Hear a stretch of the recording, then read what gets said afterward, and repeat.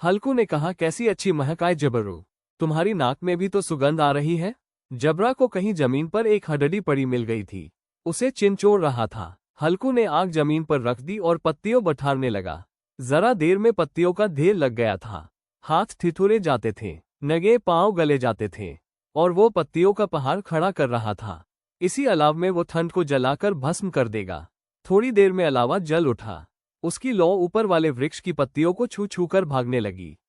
उस अस्थिर प्रकाश में बगीचे के विशाल वृक्ष ऐसे मालूम होते थे मानो उस अथाह अंधकार को अपने सिरों पर संभाले हुए हों।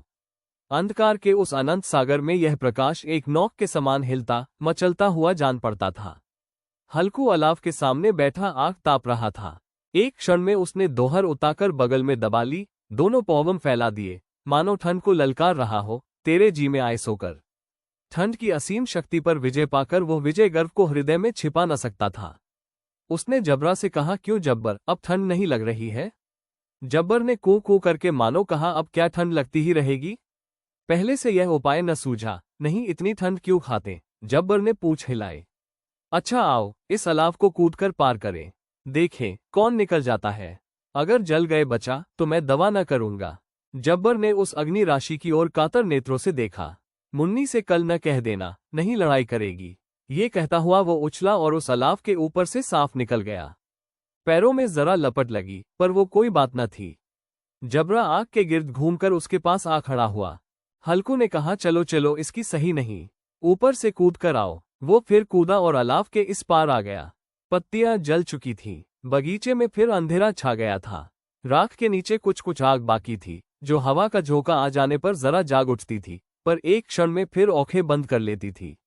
हल्कू ने फिर चादर ओढ़ ली और गर्म राख के पास बैठा हुआ एक गीत गुनगुनाने लगा। उसके बदन में गर्मी आ गई थी, पर ज्यों ज्यों शीत बढ़ती जाती थी उसे आलस्य दबाए लेता था। जबरा जोर से भूंककर खेत की ओर भागा। हल्कू को ऐसा मालूम हुआ कि जानवरों का एक झुंड खेत में आया है। शायद नीलगायों का झुंड था।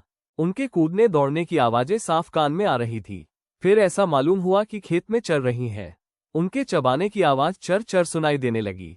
उसने दिल में कहा, नहीं, जबरा के होते कोई जानवर खेत में नहीं आ सकता।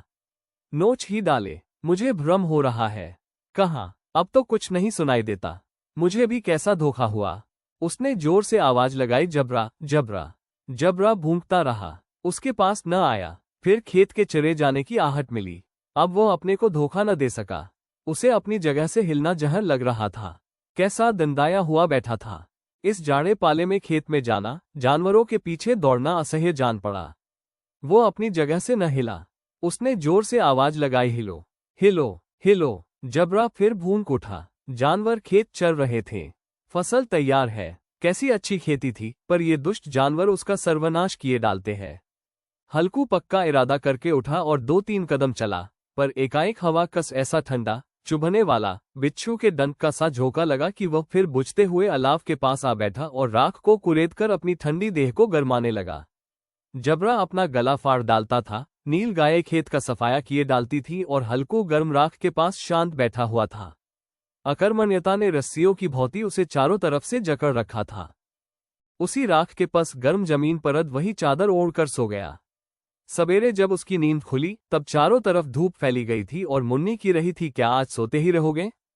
तुम यहों आकर रम गए और उधर सारा खेत चौपट हो गया। हल्कू न उठकर कहा, क्या तू खेत से होकर आ रही है?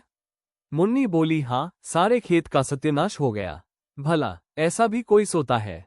तुम्हारे यहों मडैया डालने से क्या हुआ? हल्कू ने बहाना किया, मैं मरते मरते बचा, तुझे अपने खेत की पड़ी है। पेट में ऐसा दर्द हुआ कि मैं नहीं जानता हूं। दोनों फिर खेत के डांट पर आए।